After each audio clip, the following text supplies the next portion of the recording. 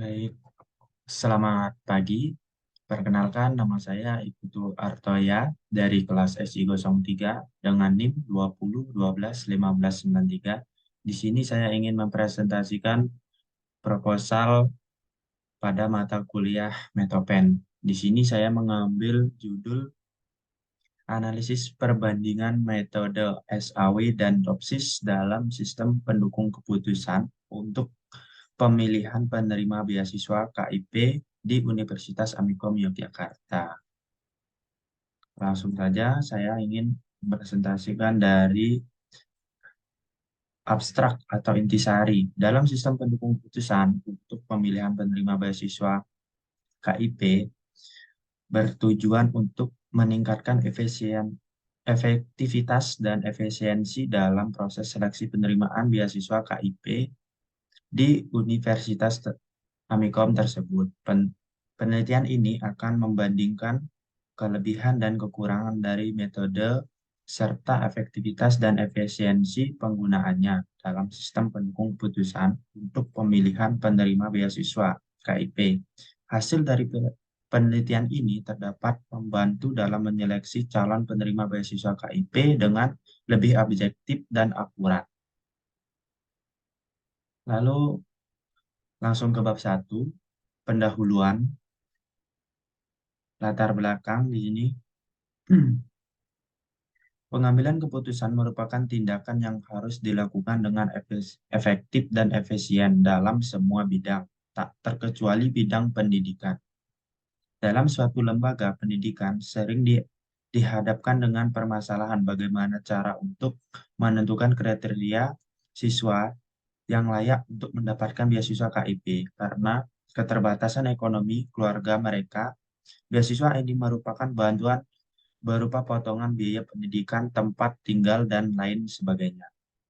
Kartu Indonesia Pintar Kuliah atau dengan disebut KIPK adalah program beasiswa yang diperoleh oleh pemerintah untuk Indonesia kepada siswa-siswa miskin yang berprestasi untuk membantu biaya pendidikan mereka.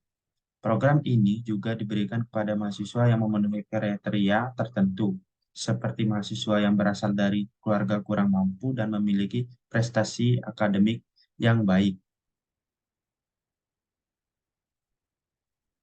Lalu lanjut ke rumusan masalah. Di sini ada saat ini proses seleksi calon penerima beasiswa KIP dilaksanakan secara manual yang disebabkan kesulitan bagi tim seleksi dalam menyeleksi calon penerima beasiswa dari jumlah beasiswa yang banyak. Oleh karena itu, diperlukan pengembangan sistem pendukung putusan yang dapat membantu tim seleksi dan menyelesaikan calon penerima beasiswa dengan lebih efisien dan akurat. Di sini ada batasan masalah. Pertama, bagaimana penggunaan metode SAW dapat meningkatkan efektivitas sistem pendukung putusan dalam seleksi penerima beasiswa KIP. Yang kedua, apa saja faktor-faktor yang memiliki pengaruh signifikan dalam penentu penerima beasiswa KIP berdasarkan kriteria yang digunakan dalam penelitian ini.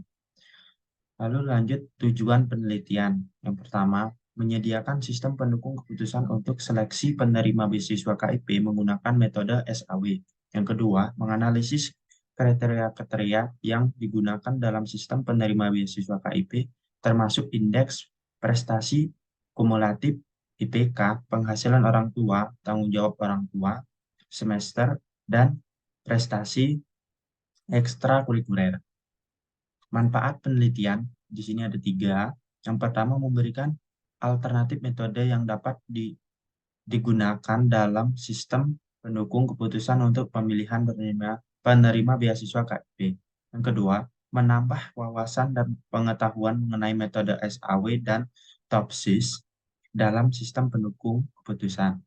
Yang ketiga, menjadi referensi bagi penelitian selanjutnya mengenai sistem pendukung keputusan dalam berbagai bidang seperti pemilihan produk, asuransi, pemilihan karyawan terbaik, dan pemilihan guru terbaik. Di sini ada sistem penulisannya yang seperti saya baca tadi. Di sini ada tinjauan pustaka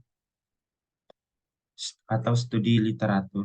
Pada pengembangan sistem pendukung keputusan dalam seleksi calon penerima beasiswa, tantangan utama yang dihadapi tim seleksi adalah kesulitan dalam melakukan seleksi secara manual, terutama dengan meningkatnya minat mahasiswa untuk mendaftar beasiswa.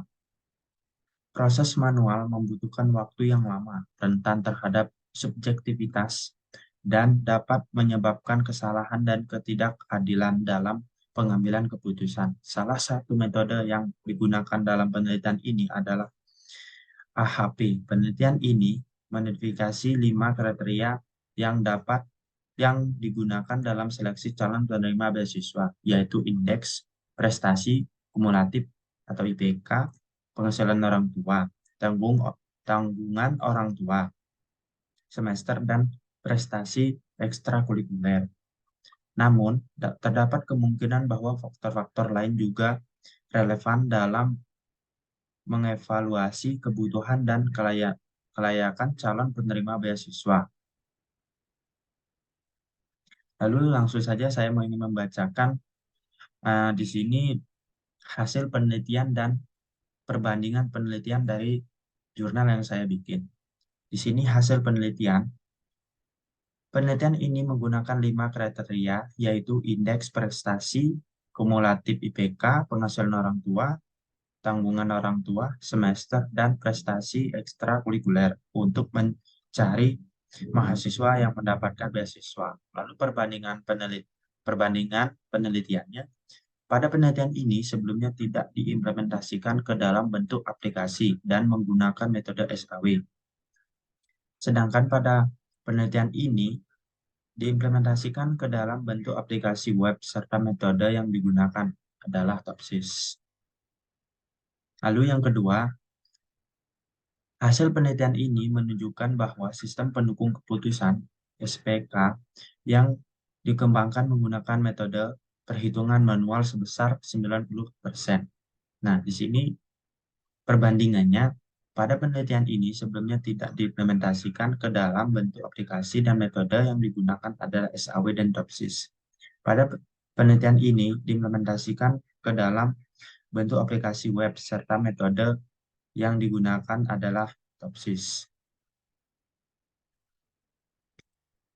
Yang ketiga, kepala sekolah saat ini dilakukan seperti kriteria yang dipertimbangkan bobot yang diberikan dan metode pengambilan keputusan yang digunakan evaluasi terhadap proses manual. Ini dapat mengungkapkan kelemahan dan potensi kesalahan dalam sistem seleksi. Lalu perbandingannya, penelitian ini, pada penelitian sebelumnya tidak diimplementasikan ke dalam bentuk aplikasi yang metode yang digunakan manual. Sedangkan pada penelitian ini diimplementasikan ke dalam bentuk web serta metode yang digunakan SAW dan TOPSIS. Lalu yang keempat, dari aplikasi yang digunakan untuk ditarik kesimpulan bahwa dengan nilai ini dan dapat nilai sekian berhak mendapatkan beasiswa pendidikan doktoral dari yayasan, kemudian keputusan subjektif dan berkomperisasi dapat diperoleh dalam penelitian ini. Lalu perbandingannya, pada penelitian sebelumnya tidak diimplementasikan ke dalam aplikasi dan metode yang digunakan adalah SMART. Sedangkan pada penelitian ini diimplementasikan ke dalam bentuk aplikasi web serta metode yang digunakan adalah SAW dan TOPSIS.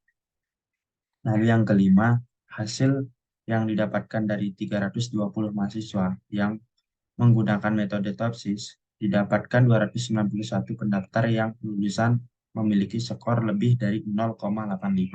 Penelitian ini sebelumnya tidak diimplementasikan dalam bentuk aplikasi, sedangkan pada penelitian ini diimplementasikan ke dalam bentuk aplikasi web. Lalu yang keenam, pemberian beasiswa masih menggunakan sistem pemeriksaan berkas secara manual, sehingga keterbatasan waktu selama menjadi kendala dalam penentuan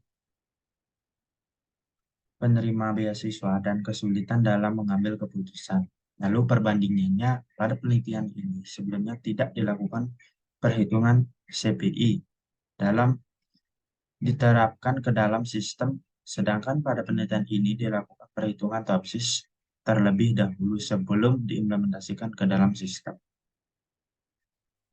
Proses penelitian calon penerima beasiswa dilakukan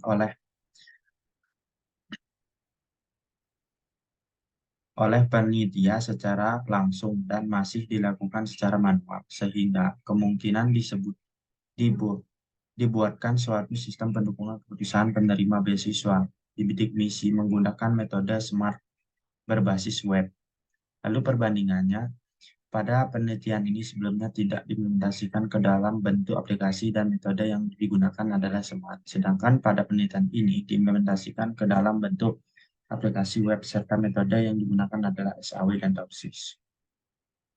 Di sini juga ada dasar teori sistem pendukung keputusan SPK. Sistem pendukung keputusan merupakan sistem yang dibangun untuk membantu pengambilan keputusan dalam menghadapi situasi yang memiliki tingkat struktur yang berbeda. Sistem pendukung keputusan SPK merupakan suatu sistem informasi yang memberikan akses kepada pengguna untuk mendapatkan informasi, melakukan permodelan, dan manipulasi data. Lalu lanjut yang ke bab 3, metode penelitian, objek penelitian. Objek penelitian dari analisis perbandingan metode SAW dan TOPSIS dalam sistem pendukung keputusan untuk pemilihan penerima beasiswa KIP adalah sistem pendukung keputusan seleksi penerima beasiswa KIP di universitas tersebut. Lalu di sini ada alur penelitiannya. Yang pertama ada identifikasi masalah, literatur, survei, pengumpulan data penelitian, lalu dianalisis data menggunakan metode SAW dan TOPSIS. Lalu kita bisa melihat hasil analisis data menggunakan metode SAW dan TOPSIS, lalu selesai. Nah, ini ada beberapa tahapannya yang saya jelaskan. Lalu alat dan bahan, saya di sini data penelitian, data calon penerima beasiswa. Data ini diperlukan untuk melakukan analisis yang penelitian terhadap calon penerima beasiswa. Yang kedua, kriteria penelitian. Kriteria ini dapat mencakup tingkat kebutuhan kondisi kesehatan. Lalu di sini ada alat atau instrumen. Di sini saya menggunakan PHP, Bootstrap, Excel, Laravel, MySQL, Bootcamp. Lalu di sini yang terakhir adalah bab 4, jadwal penelitian. Nah, di sini saya deskripsi kegiatannya, identifikasi masalah. Di sini saya mau 1 bulan, studi literatur 1 bulan, surveinya 1 bulan, pengumpulan data kurang lebih 1 bulan juga. Data penelitian saya di sini kurang lebih membutuhkan waktu dua di 2 bulan dan 3 di bulan kedua dan 3. Analisis data menggunakan metode SAW dan TOPSIS. Di sini saya mengerjakannya di bulan 4 dan bulan 5. Lalu yang terakhir hasil analisis data menggunakan metode SAW dan TOPSIS. Di sini saya mengerjakan di bulan 5 dan ke-6. Baik, hanya itu presentasi dari saya. Saya ucapkan terima kasih. Saya akhiri. Selamat pagi.